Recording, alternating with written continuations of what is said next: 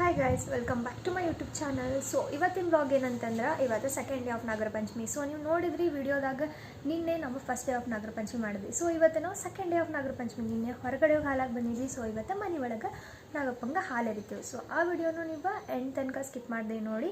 ಹಾಗೆ ಯಾರೆಲ್ಲ ಹೊಸಬ್ರು ಬಂದಿರಿ ಚಾನಲ್ಗೆ, ಸೊ ಪ್ಲೀಸ್ ಸಬ್ಸ್ಕ್ರೈಬ್ ಮಾಡ್ಕೊಂಡು ಹೋಗ್ರಿ. Thank you for that.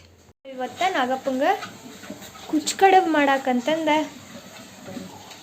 ಬ್ಯಾಳಿ ಕುದ್ಸಾಕಿಟ್ಟೇವ್ರಿ. ಇಲ್ಲೇ ನೀರು ಕುದಿಯಾಕಿಟ್ಟೇವಿ. ಇಲ್ಲೇ ಕುಚ್ ಕಡುಬು ರೆಡಿ ಮಾಡ್ಕೊಳತ್ತೀವಿ. ಇಲ್ಲೇ ಹೂರಣ ಇಟ್ಟೇವಿ ಮಿಕ್ಸಿ ಮಾಡಿದ್ದೆ.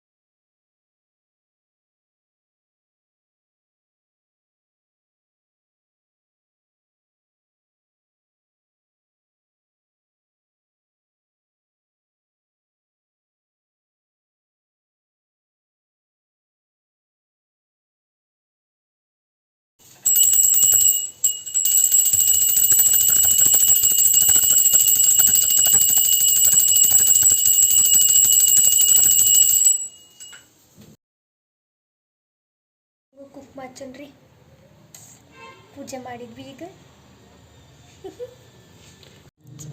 ಹೀರೋ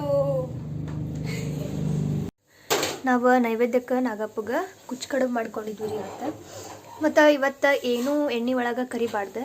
ಸೊ ಇನ್ಸ್ಟೆಂಟ್ ದೋಸೆ ರೆಸಿಪಿನ ಹೇಳ್ಕೊಡತ್ತೀನಿ ರೀ ಇವತ್ತು. ಇದಕ್ಕೆ ಫಸ್ಟ್ 1 ಕಪ್ ಗೋಧಿ ಹಿಟ್ಟು ಹಾಕ್ರಿ, 1 ಕಪ್ ಅಕ್ಕಿ ಹಿಟ್ಟು. ಇವಾಗ ಅಕ್ಕಿ ಹಿಟ್ಟನ್ನು ಹಾಕಿ ಮಿಕ್ಸ್ ಮಾಡ್ಕೊಳ್ಳಿ. ಇದಕ್ಕೆ ಅರ್ಧ ಕಪ್ ಸೂಜಿ ರವೆ ಅಂದರೆ ಚಿರೋಟಿ ರವೆ ಹಾಕ್ಕೊಳ್ಳಿ. ಇದಕ್ಕೆ 1 ಕಪ್ ಗೋಧಿ ಹಿಟ್ಟು, 1 ಕಪ್ ಅಕ್ಕಿ ಹಿಟ್ಟು, ಆಮೇಲೆ ಅರ್ಧ ಕಪ್ ಚಿರೋಟಿ ರವೆ, ಇವು ಮೂರನ್ನ ಹಾಕಿ ಮಿಕ್ಸ್ ಮಾಡ್ಕೊಳ್ಳಿ. ಸ್ವಲ್ಪ ಉಪ್ಪು ಹಾಕಿ ರುಚಿಗೆ ತಕ್ಕಷ್ಟು, ಒಂದು ಸ್ವಲ್ಪ ಸೋಡಾ ಪುಡಿ. ಇದಕ್ಕೆ ಸ್ವಲ್ಪ ನೀರು ಹಾಕ್ಕೊಂಡು ಹದವಾಗಿ ಮಿಕ್ಸ್ ಮಾಡ್ಕೊಳ್ಳಿ.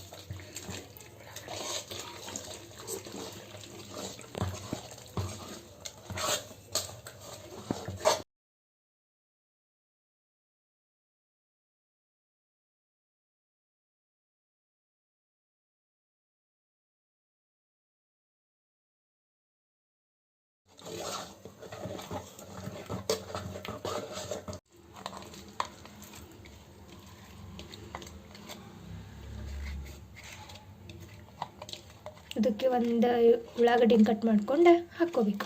ಆಮೇಲೆ ಇದನ್ನು ಚೆನ್ನಾಗಿ ಮಿಕ್ಸ್ ಮಾಡ್ಕೊಳ್ಳಿ.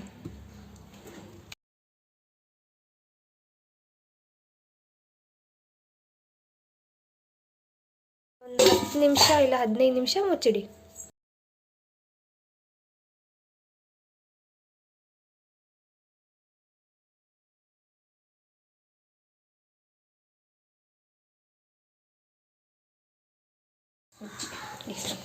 ಇದು ನೋಡ್ರಿ ಇನ್ಸ್ಟೆಂಟ್ ದೋಸೆ. ಸ್ವಲ್ಪ ಬೇಲಿ ಅದ, ಬೆಂದ ಮೇಲೆ ತೋರಿಸ್ತೇನೆ ಹೆಂಗಾಗಿರುತ್ತೆ ಅಂತ. ಟೇಸ್ಟ್ ಮಾತ್ರ ಮಸ್ತಾಗಿರುತ್ತೆ. ನೀವು ಮನ್ಯಾಗ ಮಾಡ್ಕೊಂಡು ತಿನ್ನಿರಿ. ಆಮೇಲೆ ನಂಗೆ ಕಮೆಂಟ್ಸ್ನಾಗ ಬಂದು ಹೇಳ್ರಿ ಹೆಂಗಾಗಿತ್ತಂತ. ಹಂಗೆ ಸ್ವಲ್ಪ ಸೈಡಿಗೆ ಎಣ್ಣೆ ಹಾಕೋರಿ.